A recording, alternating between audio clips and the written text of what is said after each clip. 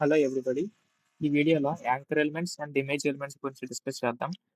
Anchor elements is used to create hyper links that connect one web page to another. అంటే ఒక example, మనం ఒక web పేజ్‌లో ఉండి ఇంకొక వెబ్‌సైట్ ఓపెన్ చేయాలంటే వి యూజ్ యాంకర్ ఎలిమెంట్స్. ఇప్పుడు యాంకర్ ఎలిమెంట్స్ తాలూకా సింటాక్స్ చూద్దాం. ఫస్ట్ ఒక angular bracket, inside angular bracket we uses A తర్వాత హెచ్ఆర్ఎఫ్ అని ఉంది కదా! హెచ్ఆర్ఎఫ్ అంటే రిఫరెన్స్ అనమాట. అంటే మనం ఏ వెబ్‌సైట్‌లోకి వెళ్ళాలనుకుంటున్నామో, ఆ వెబ్‌సైట్ తాలూకా లింక్‌ని మనం ఇక్కడ అటాచ్ చేస్తాం. ఆఫ్టర్ థట్ మన స్క్రీన్ మీద మనకేం కనబడాలనుకున్నాలో అదే మనం ఇక్కడ టెక్స్ట్ కింద రిప్రజెంట్ చేసి యాంకర్ ఎలిమెంట్‌ని క్లోజ్ చేస్తాం. యాంకర్ ఎలిమెంట్ క్లోజింగ్ కూడా చాలా simple. Forward slash and then A. So, దీని ప్రివ్యూ మనం చూసారా ఇక్కడ మనకి గో టు గూగుల్ అని మన వెబ్‌సైట్‌లో కనబడింది. సో, దీన్ని మనం ఇక్కడ క్లిక్ చేస్తే మనం డైరెక్ట్‌గా గూగుల్ వెబ్‌సైట్‌లోకి వెళ్ళిపోతామనమాట. Right? This is about anchor element. ఇంకొక యాంకర్ ఎలిమెంట్ మనం క్రియేట్ చేద్దాం. By taking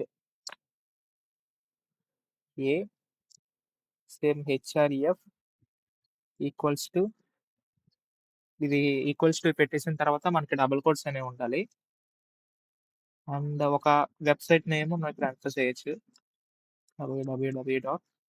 let's say I I want to open Amazon అనుకో. amazon.com. వెబ్‌సైట్ అనేది మనకి కంప్లీట్‌లీ డబుల్ కోట్స్‌తోని రెండర్ అప్ అయ్యి ఉండాలి. So, that will be run on the website అనమాట. So, go to Amazon. ఈ గో టు అమెజాన్ అనే text నా వెబ్ పేజ్ మీద కనబడుతుంది. సో, ఇది క్లిక్ చేయగానే we directly rendered into Amazon వెబ్‌సైట్‌లోకి మనం ఎంటర్ అయిపోతాము. సో, క్లిక్ చేస్తే షో ప్రివ్యూ. చూసారా మనకి ఇక్కడ go to Google and go to Amazon 2 పక్క పక్కన ఉన్నాయి. సో, అమెజాన్ మీద క్లిక్ చేద్దాం. చూసారా మనకి అమెజాన్ అనేది ఓపెన్ అయిపోయింది. సో, దీన్ని మనం ఒక ఆర్డర్ వైస్‌లో పెట్టాలంటే వి యూజెస్ లిస్ట్ అనమాట. లిస్ట్ కాన్సెప్ట్‌ని మనం యూజ్ చేసి దీన్ని మనం ఆర్డర్‌లో పెట్టొచ్చు. ఎలా అనేది చూద్దాం చూడండి. Let us create an list. Let's say I will want to create ఒక ఆర్డర్ లిస్ట్ అనేది నేను క్రియేట్ చేస్తాను. Order list and inside this I want to create a list.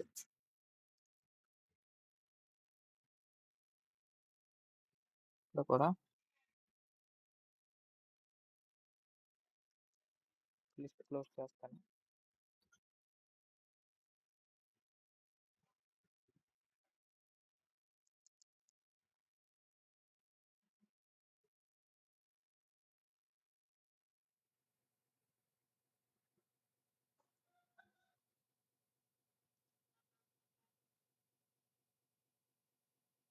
So, ఇప్పుడు మనం దీన్ని రన్ చేస్తే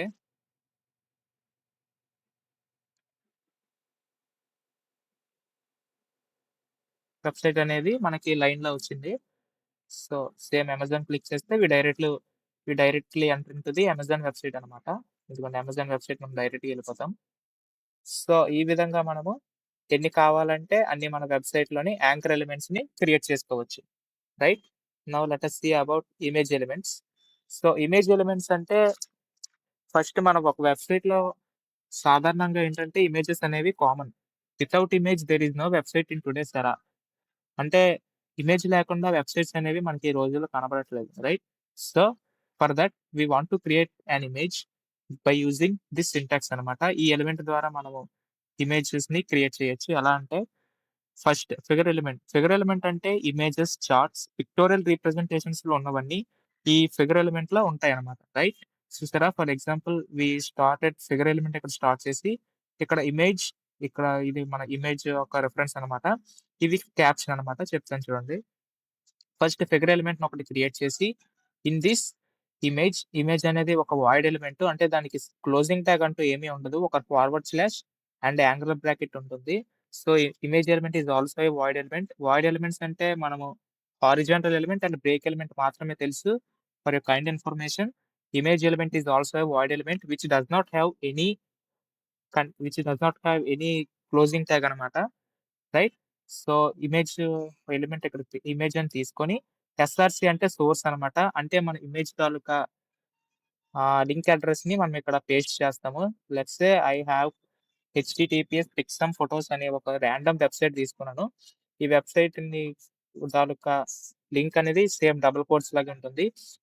ఫిగర్ క్యాప్షన్ అంటే ఈ ఇమేజ్ కిందన ఒక క్యాప్షన్ వస్తుందనమాట. లైక్ లైక్ లెట్ అస్ సే దాన్ని టెక్స్ట్ కింద మనం అనుకోవచ్చు. లాస్ట్‌లో ఫిగర్ ఎలిమెంట్‌ని మనం క్లోజ్ చేస్తాం. సో, దీన్ని మనం ఒకసారి రన్ చేస్తే